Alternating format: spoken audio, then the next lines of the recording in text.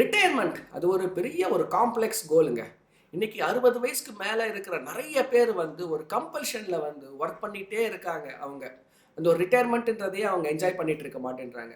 So, அந்த ஒரு retirement பார்த்தீங்கன்னா, ஒரு லாங் டெர்ம் கோல் அப்படின்றதுனால அதில நெறைய கன்ஃப்யூஷன்ங்க அதில. ஒண்ணு மார்க்கெட் வாலட்டாலிட்டி. இன்னொன்னு பார்த்தீங்கன்னா, இந்த employment stability or business stability. அந்த ஒரு வருமானம் வர வர தானே நீங்க அதில இன்வெஸ்ட் பண்ணுவீங்க. ஸோ இப்படியெல்லாம் ஒரு கன்ஃப்யூஷன் இருக்கும்போது என்னன்னா, டிசிஷன் மேக்கிங்கும் ரிட்டயர்மெண்ட்ல ரொம்பவுமே ஒரு கஷ்டமான விஷயங்க.